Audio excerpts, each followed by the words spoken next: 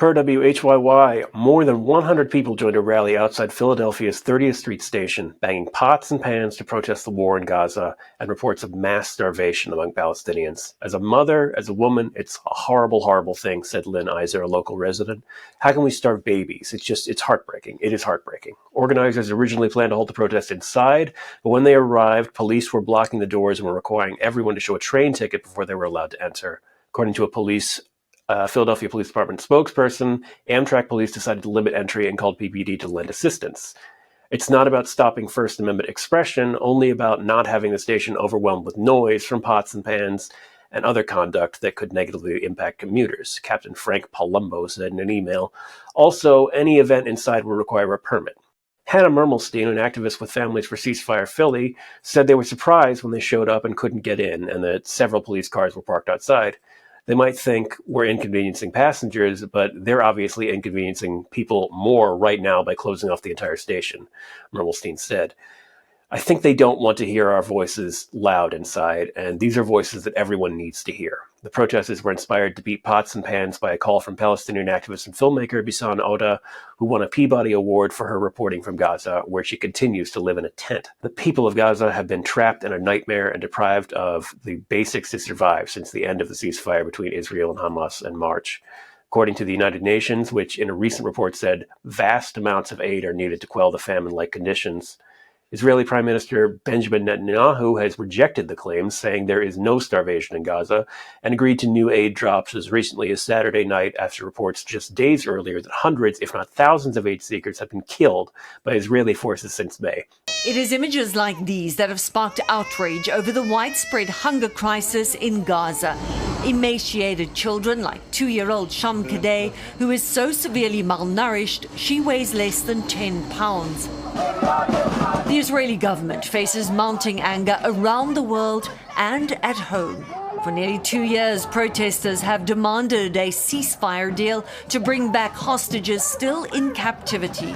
This past week, there was a shift, with some demonstrators condemning the starvation of Palestinians as a war crime. The fierce criticism sparked a furious denial from Prime Minister Netanyahu. There is no starvation in Gaza. There is no starvation in Gaza. It's awful, Mermelstein said, adding her kids ask questions, especially my 5-year-old. Why are they doing this? How can we help? I'm worried about people in Gaza, she said. It is sad that this is the world that we are bringing them into, and we need to change it. Hannah Capaldi, who joined the protest with her wife and 2 children, called it forced starvation by the Israeli government. There's a genocide going on, so we're out here, she said. I hope that somebody would turn out if my children were being starved this way, and so we're doing it for them. It's been going on for longer than those photos show, but I'm sick to my stomach, and I can't believe anybody can look at them without being out here, added her wife, Olivia Capaldi. Another protester, Rabbi Mordecai Liebling, said what's happening violates his religion. It's a basic commandment in Judaism to feed the hungry, he said.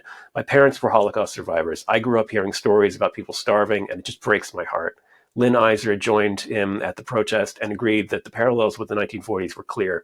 We have spent most of our majority of our adult lives wondering how people could stand by when they knew or they saw or they heard what was happening in Germany. We have to ask ourselves the very same questions. Are we just standing by? We can't stand by. We have to get out. We must protest. It's for our own humanity as well as for their future. Liebling said that she's more hopeful now that more people in Israel are learning of the conditions in Gaza. The word is now really starting to percolate in Israel, and there has been a start of a demonstration throughout Israel in the last week against starvation, Liebling said. So it's finally a moral conscious awakening among people in Israel that is happening, but what is happening is horrible.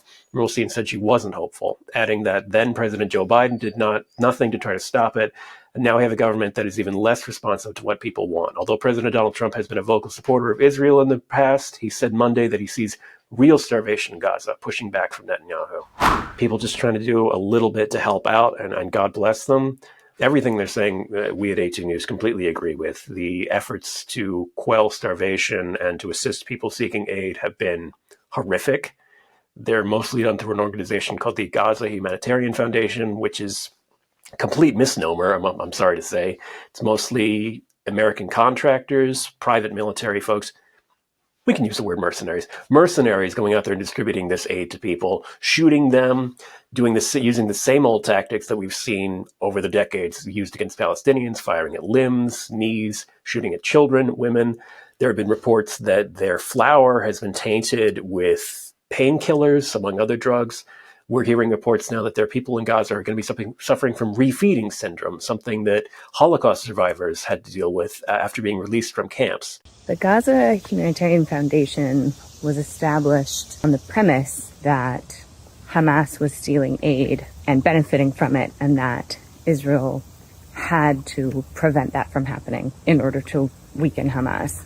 However, we have recently received reports from USAID as well as from Israeli military officials themselves saying that there was never any widespread loss of aid to Hamas. That in fact, under the UN system of UNRWA and the World Food Program and other internationally accredited humanitarian organizations like the World Health Organization, that these were all operating in accordance with humanitarian principles, distributing aid and preventing starvation in Gaza. Instead, the GHF was primarily a PR stunt. It was not intended to prevent starvation. Clearly, as we see with famine and death from starvation rising every day in Gaza, it was just an effort by Israel to take off the pressure after they blocked all aid, all food, all water, all medicine from entering Gaza after March 2nd, again, under this lie that Hamas was stealing aid. So the GHF,